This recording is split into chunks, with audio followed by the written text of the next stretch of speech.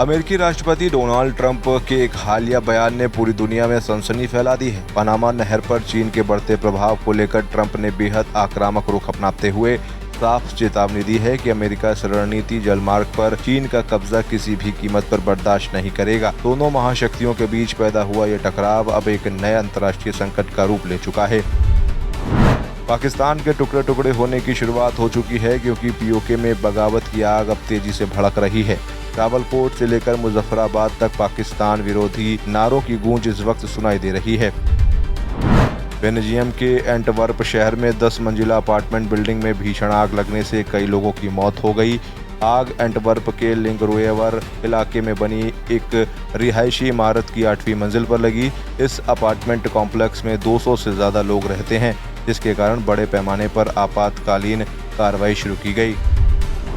केंद्रीय मंत्री अश्विनी वैष्णव ने बताया कि कैबिनेट ने दिल्ली में द्वारका एक्सप्रेसवे को बसंत कुंज स्थित नेल्सन मंडेला मार्ग से जोड़ने वाली राष्ट्रीय राजमार्ग परियोजना को स्वीकृति प्रदान की है। लगभग 8.1 किलोमीटर लंबी इस 6 लेन सुरंग परियोजना पर कुल 6,969.67 करोड़ रुपए खर्च किए जाएंगे।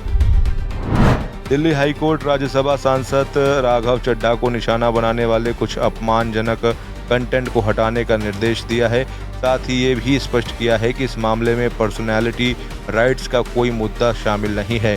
कोर्ट ने ये भी साफ किया है कि इस मुकदमे में पर्सनैलिटी राइट्स से जुड़ा कोई मुद्दा नहीं उठाया गया है।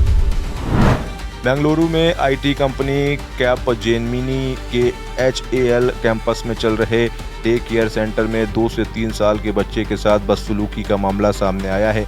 वीडियो में बच्चा टॉयलेट में बंद है, फर्श पर लेटा हुआ है और जोर जोर से रो रहा है। एक महिला बच्चे के बिलखने का वीडियो बना रही है।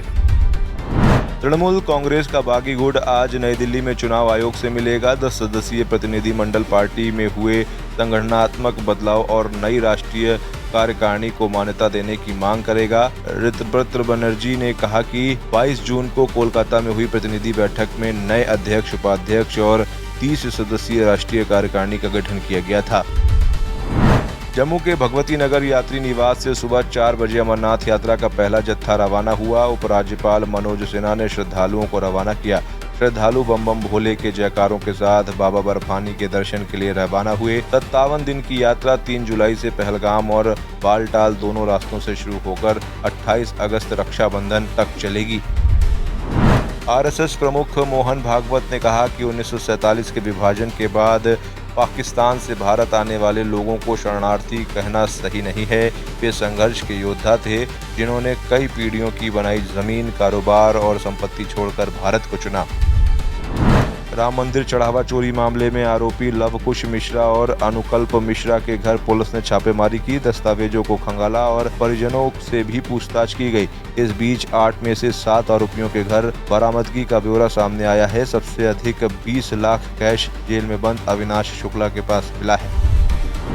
उत्तर प्रदेश में बीते कुछ महीने से गर्मी का प्रकोप देखने को मिल रहा था। अब राज्य में मानसून की एंट्री हो चुकी है, जिससे लोगों को अब गर्मी के सितम से छुटकारा मिलेगा। मानसून ने यूपी में एंट्री ले ली है। मौसम विभाग ने प्रदेश के कई हिस्सों में बारिश की संभावना जताई है। विभाग ने राज्य के सभी 75 जनपदों में बारिश को लेकर अलर्ट भी जारी किया है। राजधानी लखनऊ में साइबर अपराध के खिलाफ अब तक की सबसे बड़ी कार्रवाई करते हुए क्राइम ब्रांच ने एक अंतर्राष्ट्रीय साइबर ठगी नेटवर्क का पर्दाफाश किया है। गोमती नगर स्थित समिट बिल्डिंग में संचालित फर्जी कॉल सेंटर पर आधी रात की गई सुनियोजित छापेमारी में 100 से अधिक लोगों को हिरासत में लिया गया। शुरुआती जांच में इस गिरोह के तार कई देशों तक जुड़े होने की बात सामने आई है। उज्जैनी में बीच सड़क पर एक विवाहिता की चप्पलों से पिटाई और कपड़े फाड़ने का वीडियो सामने आया है। आरोप है कि देवर और उसके दोस्तों ने महिला व उसके पति के साथ मारपीट की। घटना के दौरान उनकी 3 साल की बेटी भी चोटिल हो गई, जबकि महिला बेसुध होकर सड़क पर गिर पड़ी।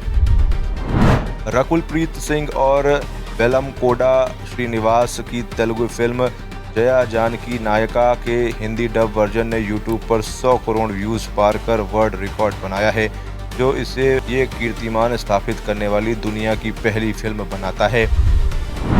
भारत और इंग्लैंड के बीच पहला टी20 मैच बारिश की वजह से नहीं हो सका। अभिषेक टी20 इंटरनेशनल में सबसे तेज 100 छक्के लगाने वाले बैटर बन गए हैं। उन्होंने 59 रन बनाए। कप्तान श्रेयस अय्यर ने 68 रन की पारी खेली। वो इंग्लैंड में टी20 50 लगाने वाले पहले भारतीय कप्तान बने।